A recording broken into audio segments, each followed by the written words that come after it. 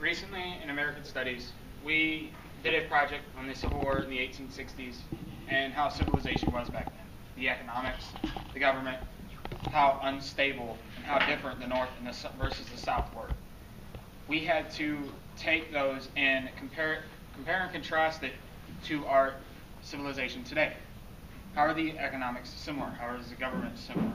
How are the separations between either government parties or conservatives versus liberals? How are those differences similar between the Civil War and today? At the beginning of the project, we did our entry event, which was actually reading a book about a Union soldier that got found by a African American individual that the soldier was shot in the leg. He was white. And it shows how he was able to adapt, and he learned that the African Americans were just as similar to him as anybody else. After that, we read a short story called Barn Burning, and we had to do a literal analysis over it. And we had to contact a local expert on what he thought could cause or spark a civil war today, and also asked him what today versus the Civil War of the 1860s, what do they think is similar, and what are their comments on it? Me, personally, I was able to get a hold of Pat Miller from WOWO Radio here in town, and I was able to do an interview with him just last night with my teacher. And we asked questions such as, how are today's abortion activists, how are they similar to the abolitionists in the Civil War? That was one major question we talked about. And they were very similar because the abortion activists were just as persistent as the slavery or abolitionists back then. And the end product, we ended up getting around a 15-minute podcast of our interview, and it turned out to be really interesting. Pat Miller knew what he was talking about. I learned just as much from him as he learned from us. It was a very good experience.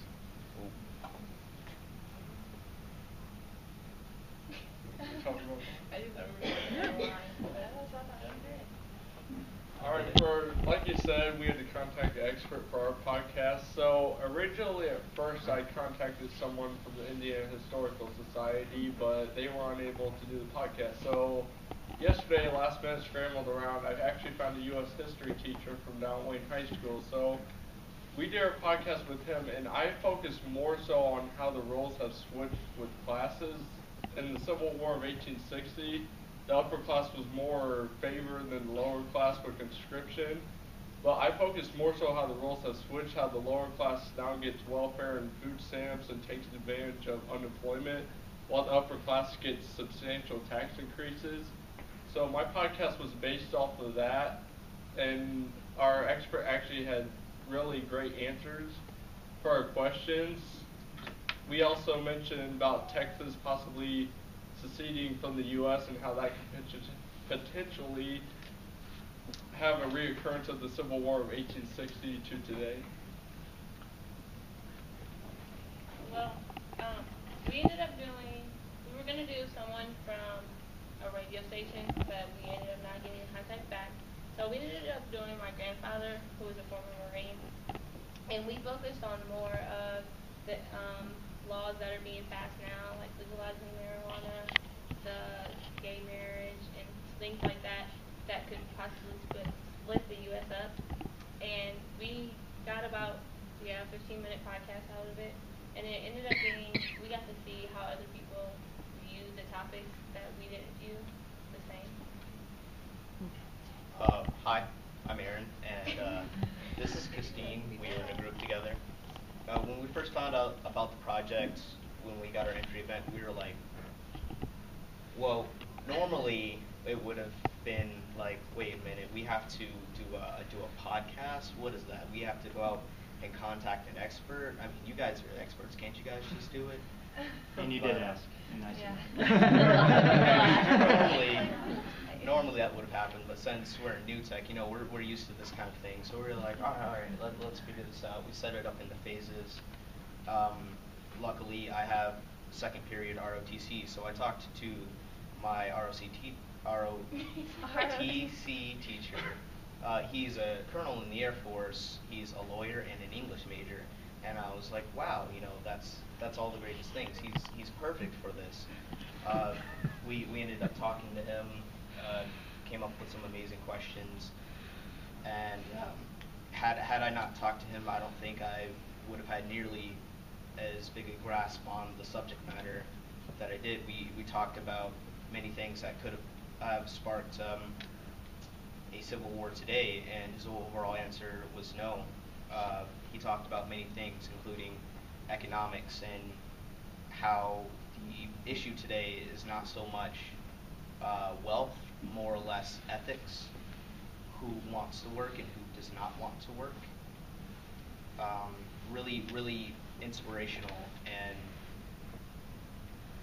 I know that the experience from this project will guide my learning further into the future.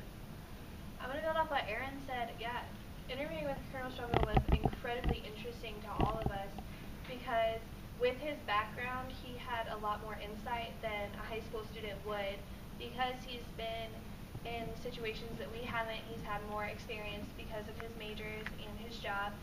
So the things he was saying were just different ways that we would never think to look at what we decided was a civil war, because he talked about it would be more of a silent civil war than a physical one with guns and people dying.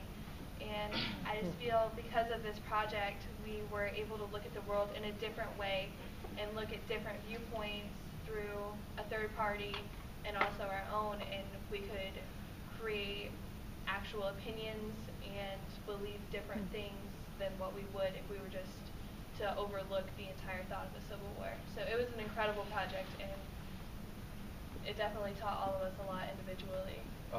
One big note on that, we would have never found any of that information in a textbook. Never in a million years.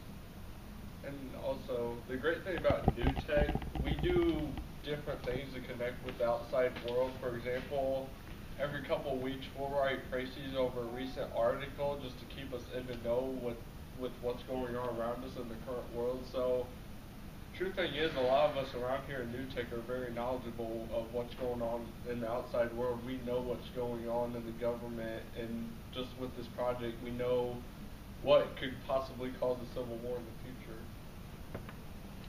Oh, sorry. I just want to give a teacher's perspective. This is a really cool experience for me, too.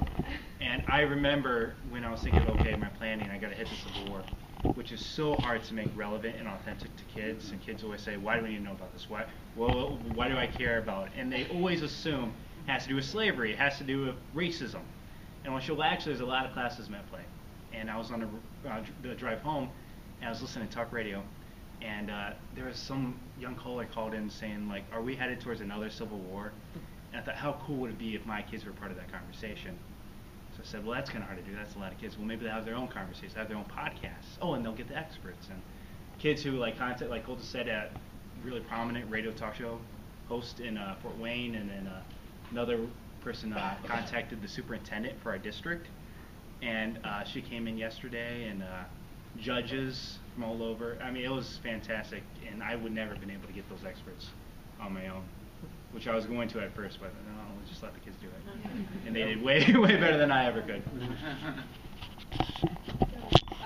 question. I'm sure you, from a teacher and student perspective, been a part of different projects where there was different levels of involvement with outside community, outside experts. How does that affect the project in general? Does it make it more engaging? Does it make a big difference? Does it not make a big difference? Could you expand on that a little bit more, please? Sure. So, I guess what I'm trying to understand is how important that piece is within the project, bringing in that, not only that outside audience, but bringing in the community and different experts. And does that make the project more engaging for you when you can have those experiences compared to projects where maybe you haven't, it's just been within the classroom and maybe research I can run within the classroom? I would say it does make it much more engaging because it allows the students to feel as if they have full control over what they're doing, what they want to learn. Even though every student's still hitting every standard that the project is meant to hit, they feel as if they have full control on what they can learn and what information they want to assume out of whoever their expert is. Such as an expert that's a judge, they're not going to get the same information I got out of Pat Miller from WOWO. It allows them to feel as if they have full control, and it also allows the school to get connections to the outside, to potentially get people to come in and say, we want to observe your class because we want to give a student or two here internships. It allows those connections to the outside world. It also allows the students to feel as if they have full control over the project rather than just the teachers telling them to do what they need to do. Yeah, and to build on that, I think having someone to talk to that's not a person you see every day, a person you talk to every day, it gets you more involved and ready to be like out of school, because like we're all juniors, so we're kind of getting into jobs and getting ready for college, and so we're not going to be so quiet and in a box, not ready to talk to people and not ready to be like our own person. So from the teacher perspective, when I did this project last year, was not authentic. We really didn't connect with an expert or the community. They just had to create a book that showed different perspectives of like class warfare and civil war. And compared to this project, very low engagement last year. I cannot even put it in the same category. These kids were the ones who were coming to me asking for the content. How does this connect to today? I mean, have a student ask me that. I can't, recreate that, without that authenticity with having like the community. And I mean, is it always a sure sign that it's going to be high engagement when I have an expert? No, not necessarily. We did an immigration project before, and where they had to interview an immigrant, and that was harder because trying to make that connection. So it's really got to blend all 6 A's. I mean, how can it not be engaging? We're in charge of contacting the expert. We have to pick up the phone. We have to look into the community. We have to conduct the interview. I mean, I know of one group in my classroom that contacted the White House looking for an expert. And they had some call back and they missed the call. Oh, I would have cried. I would too. I was just like, So I have a question. You mentioned something about you were engaged, you had control, and you were learning the standards. You knew that there were standards you needed to learn, right? Yeah. So could you talk more about how do you know you learned them? And was there something in addition or different? I mean, I'd like to know more about that part too. How do you know you learned? Well, before we ever even think about conducting the research, contacting an expert, or doing the final product, we have rubrics. The rubrics will contain all the standards we need to hit and different levels of that standard, proficient, advanced. And before we plan out the podcast for the last project we did, before we planned it out, we had to look at that rubric and make sure the questions that we were asking or the relevance that we were connecting, they had to match the rubric. I mean, when we have our rubric, there's all the standards laid out. All we have to do are hit those standards, and we can do whatever else we want. It's just a tree that springs up from there. We can be as creative as we want with the project. But at the same time, you're learning these core things and you're expanding and making it your own, is what I'm hearing. As long as we hit the base standards. It's not one over the other necessarily. No. And after that, you can go exemplary, which is above advanced, and you can go above and beyond after you meet the criteria, ask more in-depth questions, and get more information. Interesting. So we're required to learn the standards if we want to continue. That's helpful. Thank you. Is there any way that you could share that with us? The rubric for that project? Yeah. Yeah, absolutely. I can send that out as soon as I get back to my class. Thank you. Yes. Do you have a standard way that you give feedback to your teachers about their project and how they might have improved it? And then my question to the teacher is, do you have a standard way that you and your staff take notes about what you'd like to change to the project next time? Because I feel like my teachers are really good at reflecting, but then I wonder like where they're putting that information to actually use it next time.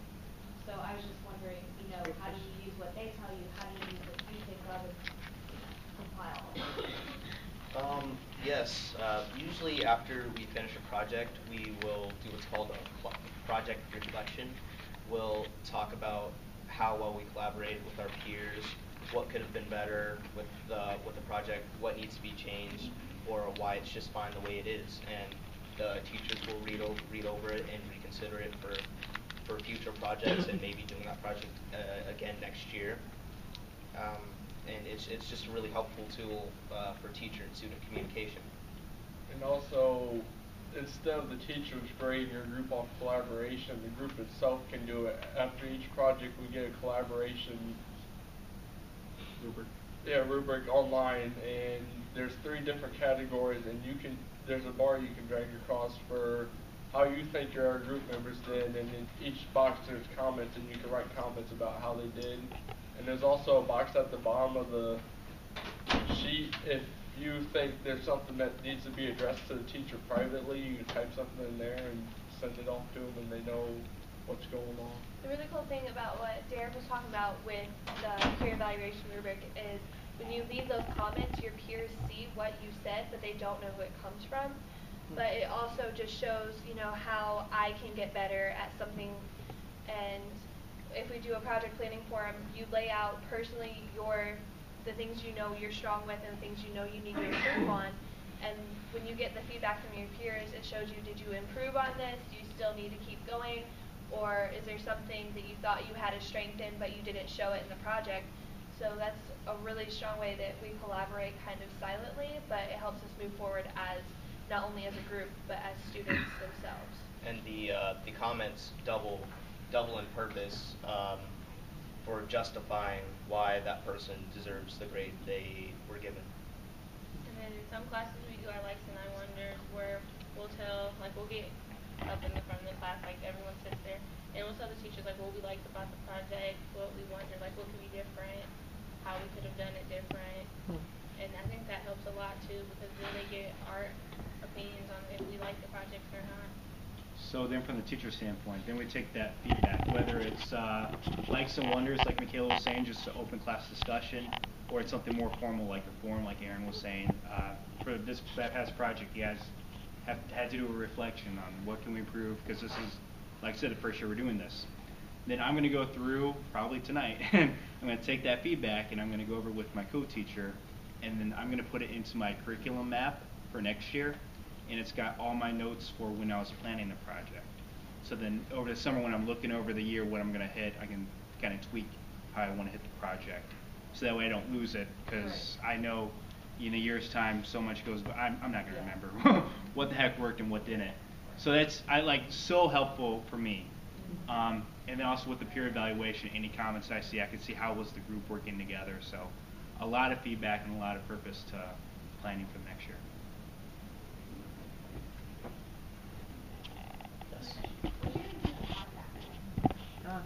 We use a program called Spreaker.com, and what we did, you can either use that or Audacity, and you had different, it's kind of like an actual DJ setup on the computer.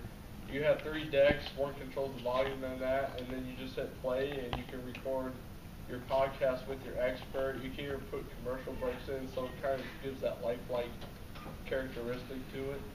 Did you share it with class? Right now, we just turn them into a teacher. Usually during family time, we'll share some of the students' work, and so that'll probably be the time that we share some of the podcasts. Are you volunteering? Yeah, I am. Okay. Share in front of the whole school, okay. Yep. There it With goes. the whole entire school, usually this whole school gets to hear our work and see what we've done. We usually end up publishing a lot of our work for the community to see. Yeah. We've had several students who've had their work published in several magazines. For example, Yes Magazine, we had Paul So, her essay was published in that, and then we had a couple of kids who had their 6-word memoir published in Smith Magazine. So with this project, and don't tell anyone, but you're going to listen to each other's podcasts, and they're going to give likes and wonders and kind of answer that question for themselves. Okay, how do I really see Civil War happening? Is it going to happen? Is it, a reality? And then we're hoping to send this off to NPR and to WOWO, so local stations, kind of get feedback, see if there's anything we can do with it, and then also share it with the school. And to build off what he said about being published, our last project I talked about interviewing an immigrant.